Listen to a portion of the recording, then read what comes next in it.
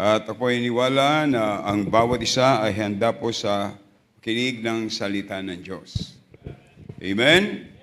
Tayo pumunta rito sa simbahan para makinig ng salita ng Diyos at ako ay iniwala na tayo din po ay handa na i-bless ng Panginoon. Pakibuksan niyo po ang inyong Biblia sa Book of Zechariah sa Old Testament.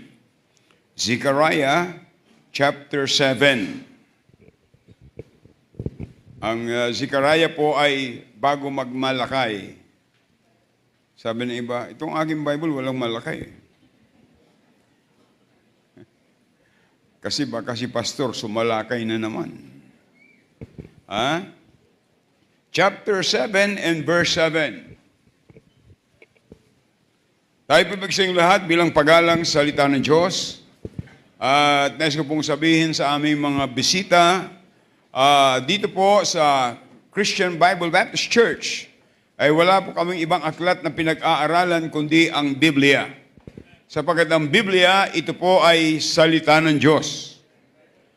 Ito po ay salita ng Diyos, binubuo ng 66 na aklat. Na yan po ay mula sa bibig ng Panginoon, kumuha siya ng writers at isinulat po ito. At ito po ang kumplitong kapahayagan ng Diyos sa atin. Kaya dito po sa Zechariah chapter 7 and verse 7, babasahin ko po at sundan nyo sa inyong Biblia. Should ye not hear the words which the Lord had cried by the former prophets, when Jerusalem was inhabited and in prosperity, and the cities thereof round about her, when men inhabited the south and the plain. Tandaan po natin, ang Old Testament, yan po particularly, yan po ay para sa kanyang bayang Israel. At ang Israel po ay inilalarawan po ng mga mananampalataya ngayon. Kaya hindi po pababayaan ng Diyos ang Israel. Mawawala ang maraming bansa pero ang Israel po ay mananatili sapagkat may pangako ang Diyos. Kaya ito po ay naglalarawan ng sa atin bilang mananampalataya. Na gayon din po, ang Diyos ay may pangako sa bawat isa na tayo po ay hindi niya pababayaan. I will never leave thee nor forsake thee. Kaya sabi ng Panginoon, call unto me and I will answer thee and shew the great mighty things which thou knowest not.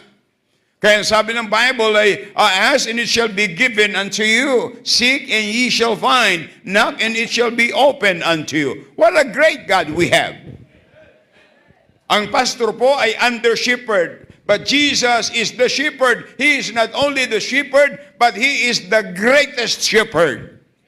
Na hindi niya pababayaan ang kanyang kawan. Tayo po'y manalangin, dakilang Diyos, maraming salamat po sa inyong salita na aming binasa. Pagpalain niyo po na ito'y maging pagkapala sa bawat isa. Patawad po sa inyong mga kasalanan. Salamat po sa aming mga bisita, Panginoon, sa mga nagdala ng bisita. Salamat sa mga area captains at gayon din, Panginoon, sa volunteer na visitors po namin na nakita nila ang simbahang ito through tracts distribution. Pagpalain niyo po ang banal na Espiritu, lukuban niyo ng kapangyarihan ng pagtitipong ito at yung pong nandoon sa admin building, dalangin po namin ang bawat isa ay maging attentive. Kaya Panginoon, kami ay nagmamakaawa sa inyo. Bigyan niyo po kami ng mas malaking building. We are asking you, O God, 5,000 seat auditorium. For us it is impossible, but in God nothing shall be impossible. Patawad po sa inyong makasalanan. Ito ang aming dalangin sa pangalan ni Jesus. Amen. Thank you and be seated please. Ang Panginoon ay nangusap sa mga Israelites.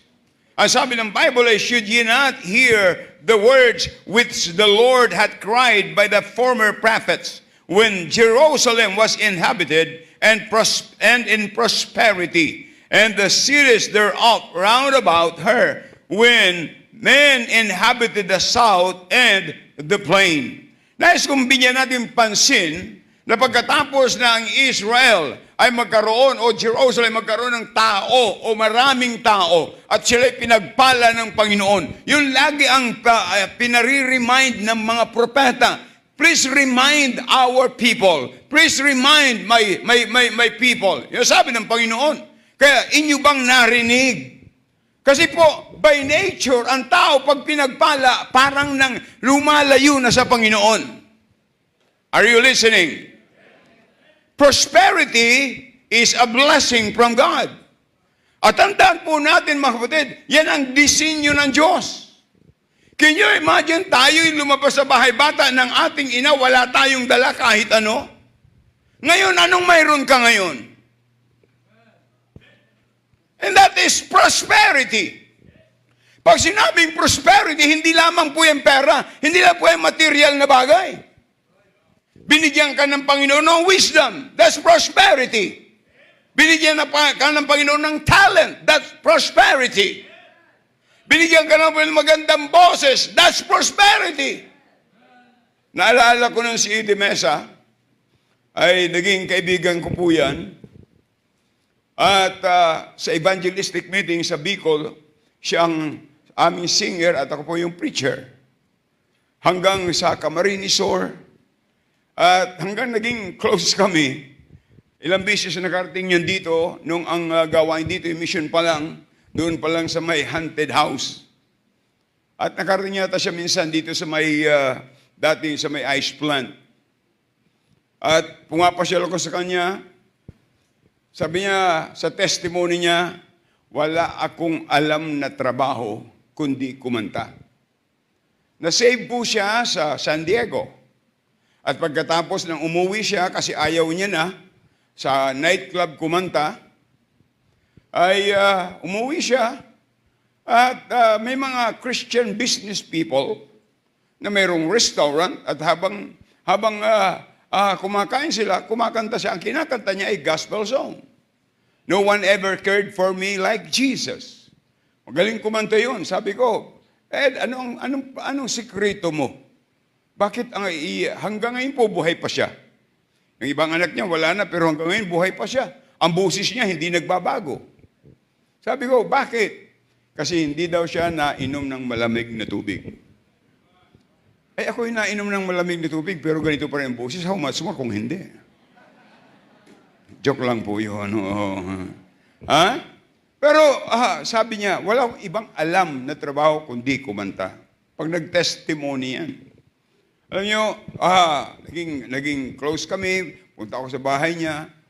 Talagang siya po doon sa church sa Quezon City, ay naging driver lang siya. Driver ng jeep, taga-sundo ng mga bata, dadalhin sa church. Tapos nag-fellowship kami, tapos sasabihin niya sa akin, Pastor, dito na kayo kumain sa bahay. Ang pangulam lang namin ay yung beans, yung sitaw na nilaga, pagkatapos may sausawan ng patis at saka kalamansi. Yun lang. At tuwan-tuwa siya. And then minsan nagkita kami sa California at makakanta siya sa simbahan. Nagplano siya mag-aral sa Bible College. Pero tinan niyo po yun. Very known, the Elvis Presley of the Philippines. That is prosperity. Talagang, pero alam niyo, he humbled himself when he got saved. Kaya prosperity is a blessing from God. But prosperity can also become dangerous when it causes people to forget God. Yun ang panganib ng kasaganaan, ng kayamanan. Mayroong mga Kristiyano nung wala pang bahay, nangungupahan lang, very active sa church. Pagkatapos ay binigyan ng Panginoon ng bahay, pagkatapos wala ng panahon punta sa church kasi daw walang tatao sa bahay. Alam niyo mga kapatid, ang Diyos kailanman ay hindi nagbigay ng pagpapala para kalimutan natin siya. Hindi nagbigay ang Panginoon ng pagpapala para iwanan natin siya. At huwag nating kakalimutan, lalo kayong mga kabataan, na lumaki kayo, pinag-aral kayo ng inyong mga magulang. Huwag niyong kalimutan yan. Basta niyong iiwanan, itatrato niyo ang mga magulang na walang kwenta. Yung magulang niyo, yun ay blessing ng Diyos sa buhay niyo. Kayo'y pinapag-aral, pero pag kayo pinapag-aral, pagkatapos kayo makagraduate, ay lilimutan nyo na yung iyong magulang. That is ungratefulness. That is stupidity. Oo. Kaya, ating makita po na maraming tao, sila po ay nananalangin. Praise the Lord. They pray during trials, but become careless during success. Oo. Kung dumaas yung paghihirap, dumanas yung paghihirap, siya ay talagang grabe ang panalangin. Pero nung maging successful, kinalimutan na yung nagbigay ng pagpapala sa kanyang buhay. Ganon po ang Israel. Ang Israel ay naging komportable. Sila po ay naging masagana. Sinecure ang lahat ng kanilang pangangailangan. But they just ignore God's warning for them. Ang Diyos laging may warning. Tandaan natin, ang Bible ay napaka-practical. Deuteronomy chapter 11. If you obey God, God will bless you. If you disobey God, God will curse you. But when God bless you, don't forget the giver. Amen? Katulad po yan, our salvation is a gift. Yung katiyakan ng langit, ayan po'y kaloob ng Diyos. Ephesians 2:8. For by grace sa biyaya kayo nangaligtas, at ito'y hindi sa inyong sarili, ito'y kaloob ng Diyos.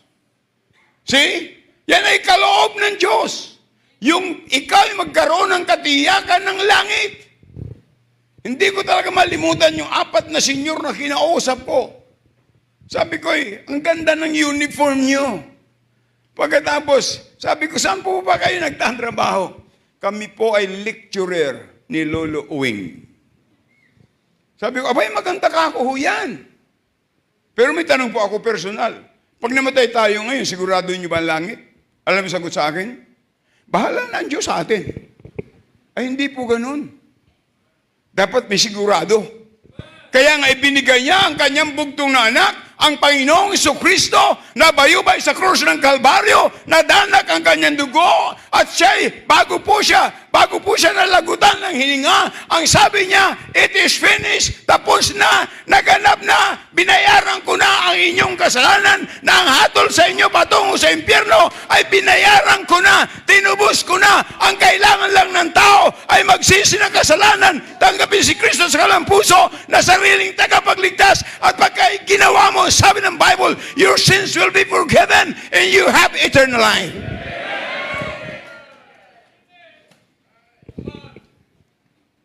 Tandaan po natin mga kapatid, bilang mga anak ng Diyos, ang disenyo ng Diyos tayo kanyang pagpalain.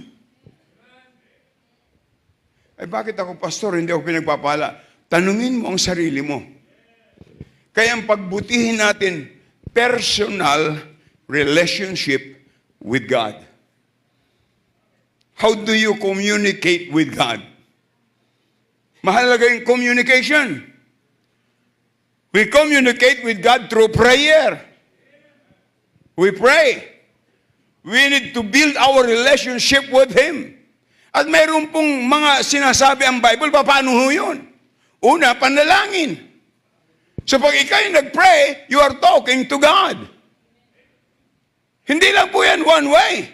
Two way. Let God talk to us. Paano ang Diyos makikipag-usap sa atin? Through the Word of God. Kaya siya nagtayo ng church. Sabi niya, upon this rock I will build my church, and even the gates of hell shall not prevail against it.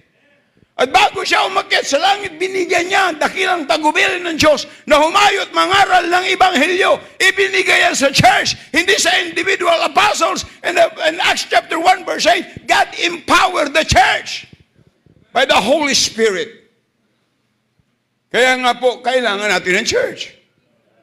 Church na nangangaral, direkta mula sa salita ng Diyos. Alam niyo, pag tunay na Baptist ka, ang Baptist favorite ay ano? Preaching. Yan ang Baptist favorite. Hindi po lechon. Yung lechon, dadalhin ka agad yan sa Diyos. Pero ang Bible, aakayin ka. See? Kaya kailangan natin ng salita ng Diyos. Amen? Bakit tayo may awitan? Bakit tayo may special number? To prepare the hearts of the people. Maganda yung inihahanda. Kaya nga ang pinakamaganda, pagpunta natin sa simbahan, dapat tayo handa. Bago kayo umalis ng bahay, dapat manalangin. Along the way, ay nananalangin. Lord, bless us. God will bless you. God will give you, will supply your need. So, ating makita mga kapatid, sometimes, poverty drives people to God. Kaya alam nyo, ang madaling imbitahan, yung mga pulubi. Madaling imbitahan yan. Pero alam nyo, yung prosperity drives people away from God. Nalilimutan nila ang Diyos. Kaya, the danger of prosperity. Tingnan mo, mga college students sa secular, nung first year, Pastor, panalangin nyo, itong aking kukunin, engineering, o kaya architecture, o kaya ay nursing, o kaya ay business ad. Well, sige, pag-pray natin. Sana, pag kayo nakagraduate, kayo ay maging blessing sa gawain ng Panginoon. Yan po talaga ang plano ko. Paano yan mangyayari? Ay, graduating ka pa lang, malayo ka na sa Diyos. Mga kapatid, huwag nating kalilimutan ang Diyos. Huwag nating kalilimutan. Kaya number one, the danger of prosperity can produce forgetfulness. Basahin niyo po sa Deuteronomy chapter 8, verse 10 to 14. Deuteronomy chapter 8, verse 10 to 14. Ang sabi ng Bible sa verse 10, when thou hast eaten and art full, then thou shalt bless the Lord thy God for the good land which he hath given thee. Beware thou that forget not the Lord thy God, in not keeping commandments, and his judgment, and his statutes, which I commanded this day, lest thou hast eaten and art full, and hast built goodly houses, and dwell therein. And when thy herds and thy flocks multiply, and thy silver and thy gold is multiplied, and all thou hast is multiplied, then thine heart be lifted up, and thou forget the Lord thy God, which brought thee forth out of the land of Egypt, from the house of bondage. Tandaan po natin, ang nais ng Diyos, binigyan po ng warning ang Israel, na huwag nilang kalimutan pagkatapos na sila ay makapasok sa land of promise. Can you imagine? Dinala sila galing doon sa Egypt. Pagkatapos ay sila ay itinawid ng dagat na pula. Pagkatapos ang plano ng Diyos makarating sa promised land. But they forget the Lord. Tandaan po natin, ito ho, maging honest tayo sa Diyos. Saan ba tayo pinulot ng Diyos? Naalala ko si Pastor Ala, Remigio Ala, may pastor in Bible College. Alam niyo yun? Nasave po yun lasing. Nag-forward siya sa meeting, lasing. Yung mag-asawa nang hahabol ng itak. Ganon kanilang buhay. Pero tumanggap sa Panginoon. At nagsuko ng buhay sa Panginoon. At ginamit ng Panginoon. Saan tayo dinampot ng Diyos? Alalahanin natin, anong klaseng buhay tayo mayroon bago tayo tumanggap sa Panginoon. It's all by the grace of God. Wala tayong rason para siya kalimutan. Tayo minsan bilang tao, pag may natulungan ka at pagkatas kinalimutan ka, aanuhin mo na agad eh. Anong tawag nun? May tawag dun eh. Parang ano yung term yan? Susumbatan ka agad. Yan, taong yan, hindi naman yan nag-graduate kung wala ako eh. Ang gigigil na eh. Pero ang Diyos, tingnan nyo, kaya Ano kayang sama ng loob ng Diyos sa buhay mo at sa buhay ko? Pag-iisipan natin na lumayo sa Kanya, na siyang nagpala sa atin. Sabi ko nga, ang buhay natin parang saranggula. Kahit na gaano kalayo ang lipad, okay lang yan. Pero wag natin kalilimutan kaya mataas ang lipad kasi mayroong pisi. Pero pag pinutol mo yung pisi, babagsak na yan. Naunawaan niyo po? Kaya wag natin puputulin ang ating communication sa Panginoon. Wag natin puputulin ang paglilingkod sa Panginoon. God save you, not just to serve, but to serve the Lord. Kaya magpasalamat tayo sa Diyos na mayroon tayong simbahan na nagtuturo paano natin mapaglilingkuran ng Panginoon. At kung hahanapin natin ang paglilingkuran, huwag tayo maghahanap ng position. We can serve God without position, without entitlement. Are you listening? Kaya tingnan niyo po, ito yung mga sign na kinakalimutan mo na ang Diyos. Number 1, prayer become weak. Yung panalangin mo, wala na. Bakit? Sobra-sobra ng pagkain. Yung pagkain hindi na magkasya sa mesa eh. Ha? Kaya wala nang prayer. Thank you, Lord. Wala nang prayer. Bago matulog, wala nang prayer. Pangalawa, church attendance become casual. Makasimba, kung maisipan. Kung hindi, pero nung wala pa, pambihira, ang aga. Pero nung pinagpahalahan na, nalimutan na, casual na lang. Pag nagsimba, nakatsinilas na lang. Pag nagsimba, naka-rubber shoes na lang. Mga kapatid, kung mayroon man lugar na dapat tayo magkaroon ng decency, ay simbahan. Amen? Ang tanong, bakit pag nasa kabaong masyadong disente? Pero pag nasa church, casual. Alam niyo pong word na casual? Yung casual, napakalapit yan sa casualty. Kaya ngayon maraming kabataan, nagiging casualty. Bakit? Gawa ng oso. Oso ito, oso yan. Mga kapatid, hindi dapat tayo ang ma-impluensya ng mundo. Dapat tayo maka-impluensya sa kanila. Are you listening? Bible reading becomes neglected. As magmamalaki pa, Pastor, ang Bible ko ito, 10 taon na to. Pero tingnan nyo, bagong-bago pa. Eh, paano hindi binabasa? Lumalagatik pa pag dikit-dikit pa. 10 taon na yun. Ha? Napabayaan ng pagbabasa ng Bible. And then, imbis na magkaroon ng gratitude, pinalitan niya, they become proud.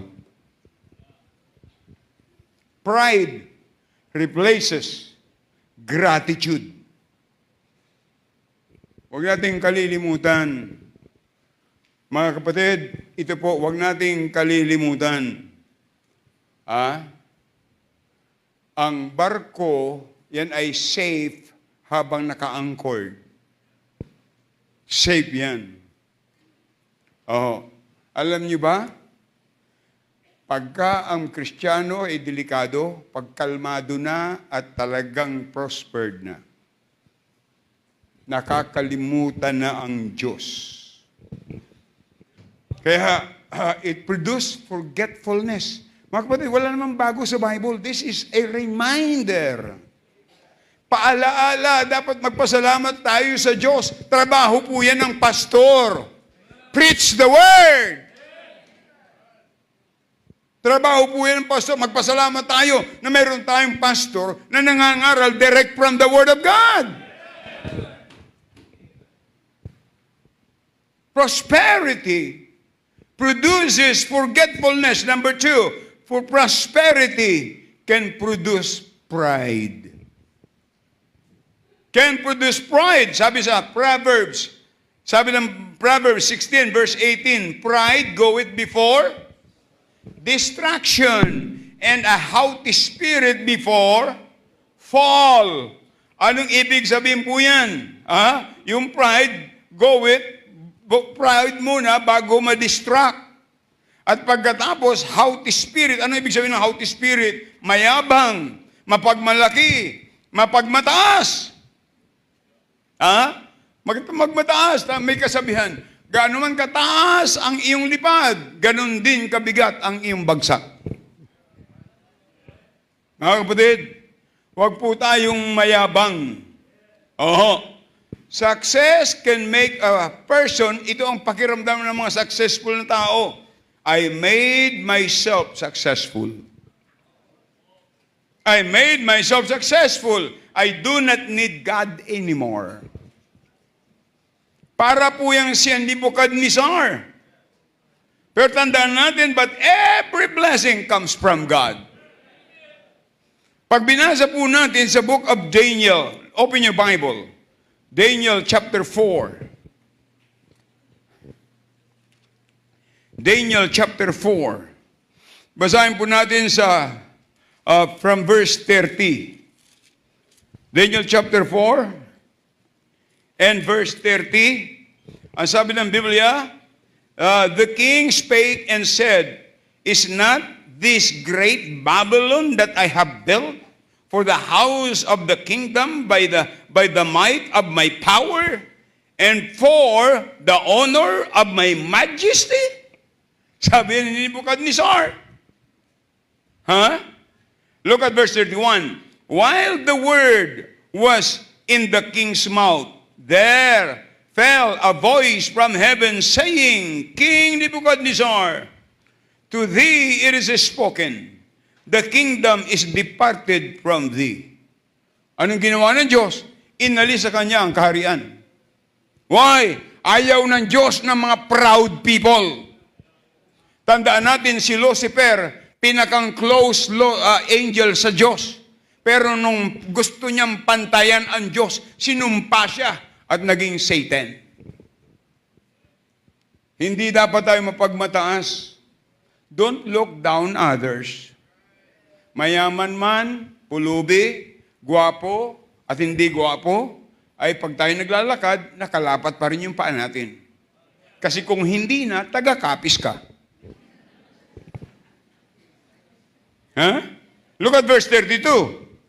And they shall drive thee from men, and thy dwelling shall be with the beast of the field. They shall make thee to eat grass as oxen, and 7 times shall pass over thee, until thou know that the Most High ruleth in the kingdom of men, and giveth it to whomsoever he will. Look at verse 33. The same hour was the thing fulfilled upon Nebuchadnezzar, and he was driven from men. Inalis siya doon. And did eat what? Grass as oxen. And his body was wet with the dew of heavens, till his hairs were grown like eagle's feathers, and his nails like bird's claws. Can you imagine that? Because of his kayabangan, pampagmataas, for 7 times, ibig sabihin 7 years. Para siyang hayop, pagkain niya damo. Ang kanyang buhok ay parang feathers like eagles. Yung buhok niya ay parang balaybo ng agila. Pakpak. Kalahin mo yun. Pagkatapos, hindi lang yun, yung kanyang kuko ay kuko ng agila. For 7 years.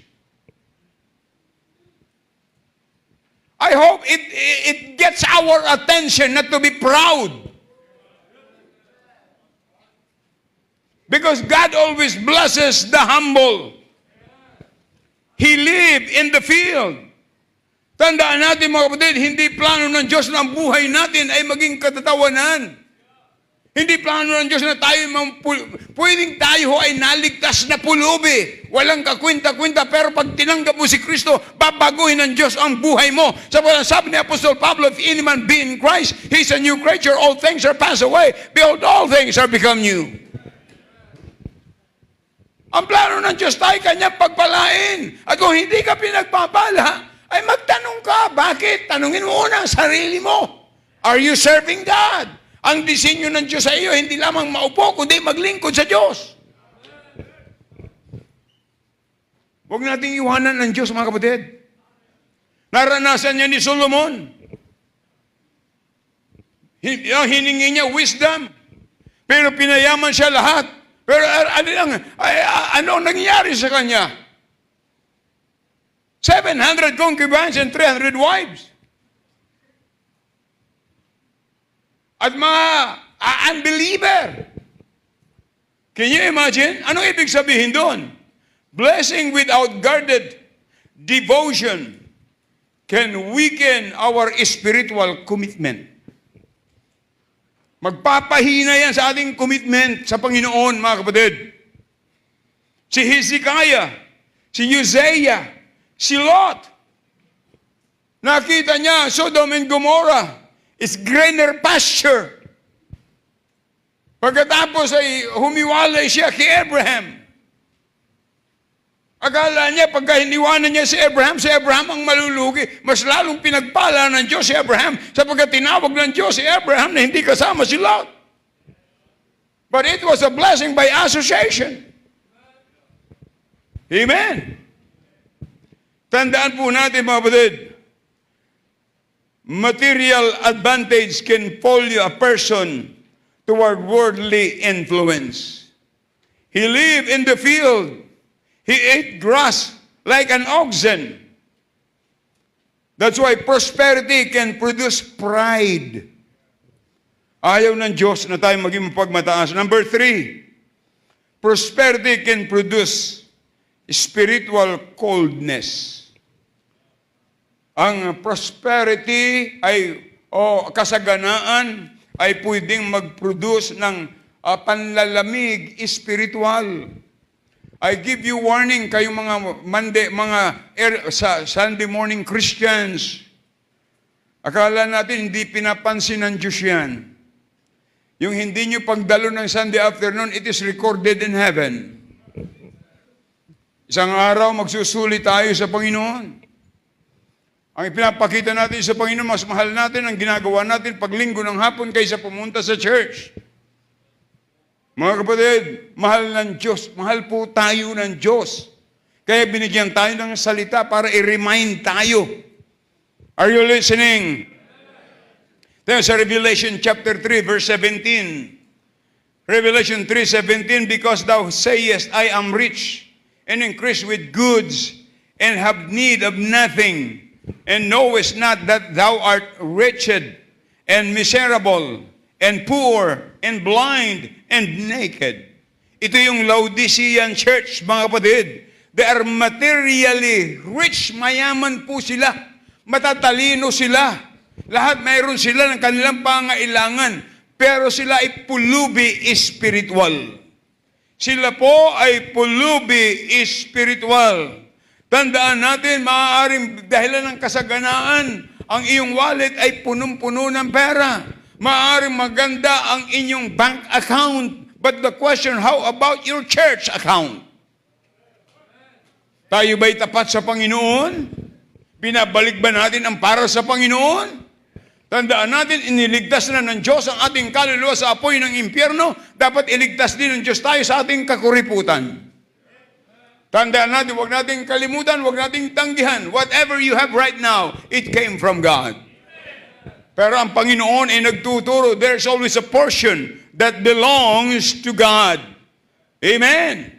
Puno ang ating wallet, puno ang ating bahay, puno ang ating schedule, mga kapatid. Pero tandaan natin, ang ating puso ay empty. Empty. And I know you are not happy Christian. Ang pinakamaganda, ang puso natin ay punong-puno ng salita ng Diyos na nag-i-encourage sa atin na anumang pagsubok ang dumating ay ating mapapagtagumpayan, na anumang, kaya sabi ng Bible, it came to pass.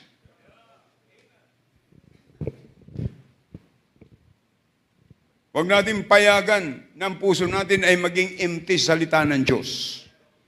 Amen? Ang warning ng Panginoon sa atin, nakakalungkot mga kapatid, na ang isang warning na tayo ng lalamig, no burden for souls. Wala ka man lang passion sa mga kaluluwa. Sabi ko nga, kung ang lahat ng miyembro ay mayroong tigsa 10 o 20 tracts, 20 babasahin, ipamimigay mo sa mga tao. Ha? Tingnan nyo, mayroon tayong 2 bisita ngayon kasi nabigyan.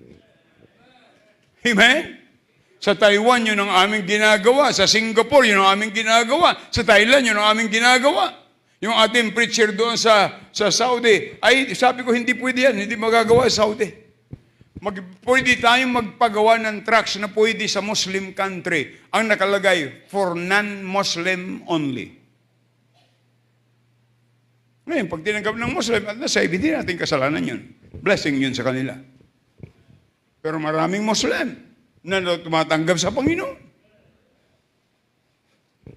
Mga kapatid, may burden pa tayo sa kaluluwa ng tao. Makinig po kayo.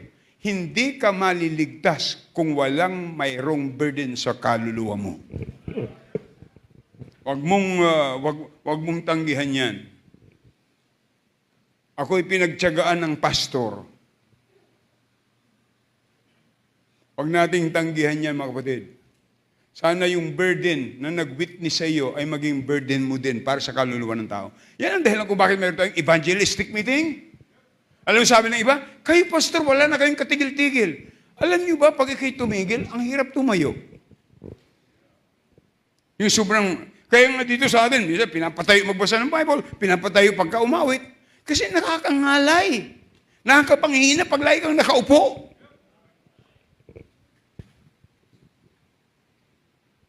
Dapat tayo maglingkod sa Panginoon, mga kapatid. Mas maganda nga kung mayroong magdi-disciple sa iyo. Si Ma'am Del, mayroong di-disciple sa Dubai. Mayroong di-disciple dito sa Pilipinas. Alam niyo, mga kapatid, ang maganda po yung disciple. Magpa-disciple tayo. Yung dalawang mag-asawang preacher natin sa Pastor, sino kaya ang pwedeng mag-disciple sa aming mag-asawa? Marunong kami, pero gusto namin mayroong mag-disciple sa amin. He is a professional man. But he is humble enough. Kung sino pwede mag-disciple sa kanila. Mga kapatid, meron ba tayong burden sa kaluluwa ng tao?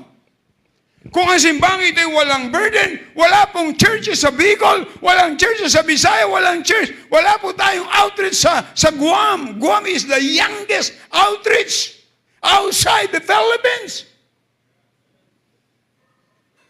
Sa Israel, nagmamakaawa yung ating preacher doon, pastor. We need to have revival.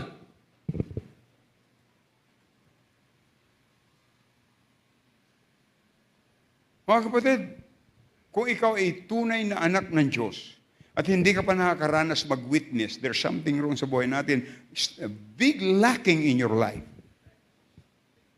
Disobedience to God's command. Utos ng Panginoon. Pero ang pinakamagandang motivation, it's not only God's command, but the love of God in your heart. Amen? Tapos, no burden for souls. Tapos, no hunger for preaching. Hindi ka nagugutom. Ngayon, gutom ka na siguro ngayon tiyan mo, ano? Pero yung kaluluwa mo ba, nagugutom pa?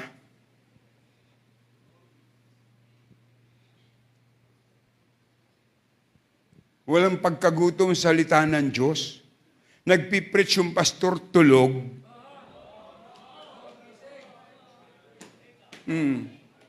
Sino ngayon na nahulog?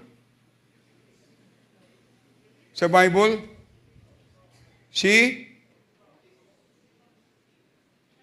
Sino? Si Eutico. Si Eutico. Ay puno kasi pagkatapos na upo doon sa bintana. Nung maupo sa bintana, Inantok ka, pakinig. Nalaglag.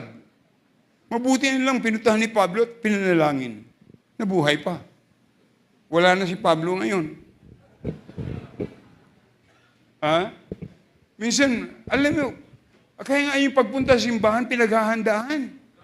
Kailangan talaga handa ka sa salita ng Panginoon. Lalabanan mo yung antok mo. Mamaya, uuntugin mo pa yung katabi mo. Tinukura na. Sige pa rin eh.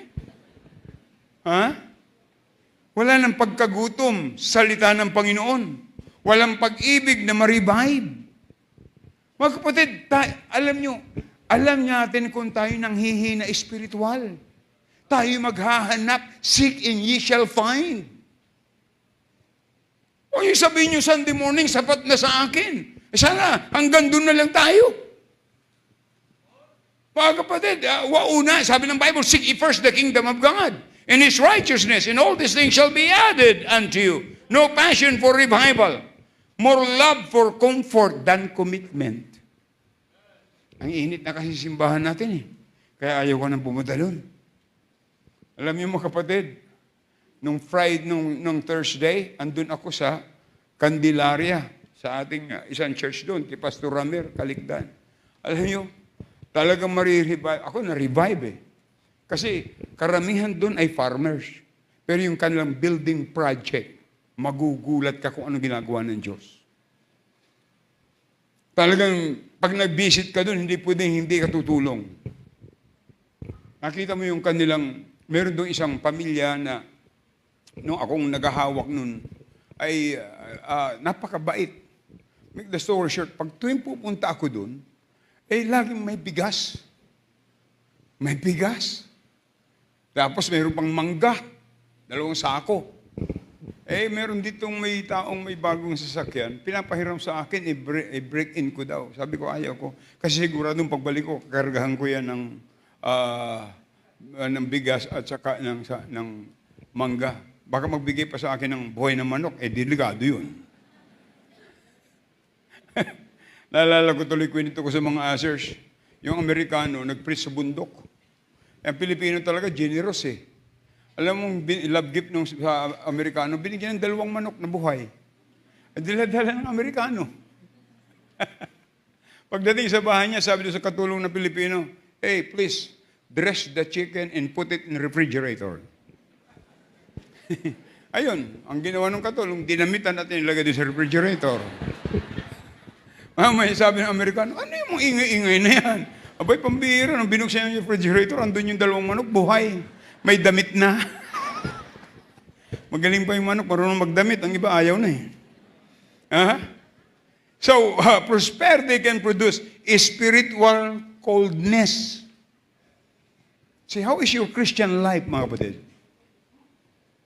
And then the last. Wow, amen. Nabuhay yung iba. Prosperity can become a test. Tandaan natin, ang prosperity pwedeng gamitin ng Diyos na susubukin ka. Subukin ko nga itong bigyan ng ganito kung anong gagawin. See? You know, trials, yan ay test. Pagsubok yan sa ating pananampalataya. Si Job, the best example. Naubos ang lahat. Naubos ang mga hayop, baka, tupa, naubos lahat. Yung kanyang kayamanan. Pati mga anak, naubos lahat. Siguro sabi ni Job, Lord, thank you. Kapag man naubos yan lahat, pero iniwan mo ang misis ko. Thank you, Lord. Pero ano sabi ng misis niya? Job, hindi ka pa ba, hindi mo pa itatakwil ang Diyos mo? Tingnan mo, naubos na lahat yan. Hindi mo pa itatakwil ang Diyos mo? Anong sagot ni Job doon sa kanyang misis? Ikaw na babaeng luka-luka. Ang Diyos ang nagbigay, Diyos ang mag-aalis, purihin ang pangalan ng Panginoon.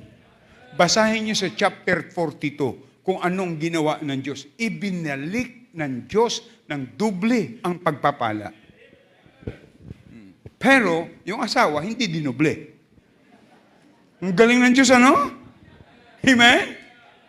At hindi pinaltan kahit nalaban sa kanya. See? Yung pagsubok, mga kapatid, yan ay pagsubok sa ating pananampalataya. Ang prosperity, yung kasaganaan, yan ay pagsubok sa ating ugali. Tingnan ko nga to. I-bless ko nga ito. Bigyan ko kaya to ng 50,000 kung magta-tithes pa to. Ay magkano ang tithes ng 50,000? 5,000. Naku, ang laki na, pambihira. 45 na lang may iwan sa akin. Kaya 2,500 na lang, Panginoon. Hati na lang tayo dyan. See? Sinubok lang. Ay, paano yan? Sino sa inyo ang gustong mag-tithes ng 1 million? Ang bilis Alam na lagi siya, pagka may tithes ng 1 million, may 10 million siya, may 9 million. Ang iba hindi nito naintindihan.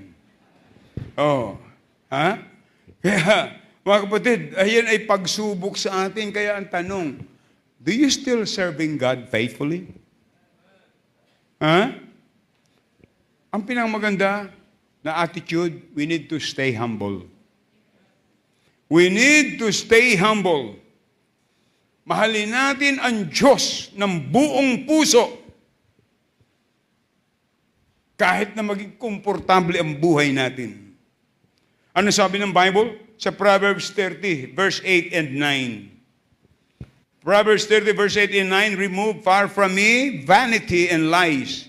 Give me neither poverty nor riches. Feed me with food convenient for me, lest I be full and deny thee, and say, who is the Lord? Or lest I be poor and steal, and take the name of my God in vain. Alam niyo mga kapatid, ito si Agor. Ang sabi ni Agor, okay lang sa akin basta ako'y pakainin ng Panginoon. See, satisfied siya. Satisfied siya sa ating mga pangangailangan. Mga kapatid, alisin niyo ang vanity, all the vanity and the lies, lahat ng mga kasinungalingan sa akin. Maging pulubi man ako, maging mayaman, ay gusto ko na ako ay pagpalain ng Panginoon. Matuto tayong maging dependent sa Panginoon. Feed me with food convenient for me. Mga kapatid, that's a good character. Agor, fear becoming full and forgetting God. Doon siya natatakot. Baka pag siya ay pinagpala ng Panginoon, malimutan niya na ang Diyos, mga kapatid. Tandaan po natin, yung property, yan ay hindi ating kalaban. Ang kalaban natin, malimutan natin ang nagbigay ng property or prosperity. Amen? Mga kapatid, ito po ang aking challenge sa inyo. Any blessings na binigay sa atin ng Panginoon, hingin natin sa Diyos na gamitin niya na lalo pa tayong maging closer sa Kanya. Huwag tayong maging katulad ng prodigal son. Huwag tayong maging katulad ng lalaki na pinagpala ng Panginoon ang ganda ng kanyang anihin. Sabi niya, ito ay hindi na magkakasya ang aking anihin, gigibain ko ang aking bangan, at ito ang aking gagawin. Palalakayin ko at dito ko iipunin, at ito ang akin, ito ang akin, ito ang akin. Selfish. Yung prodigal son ay lumayo sa kanyang tatay. Kahit na gaano karami ang iyong pera pag lumayo ka sa Panginoon, gaano karami ang iyong kasaganan pag lumayo ka sa Panginoon, isang araw, there is always a payday. I give you warning, mga kapatid. Ang pinakamaganda, we need to stay thankful sa tagumpay na ibinibigay sa atin ng Panginoon. We need to stay humble in blessing sa mga pagpapalang ibinibigay sa atin. Listen to this, mga magulang. Magkaroon lang tayo ng anak na maayos, matino, sumusunod sa magulang, at maayos na palaki natin. Yun ang pinakang magandang ligasiya na iiwanan natin sa kanila. Pero sa maaaring ang anak mo ay mayaman kung malayo sa Panginoon, hindi po yan blessing pag pinag-usapan ang Biblia. Stay humble in blessing. Stay faithful in abundance.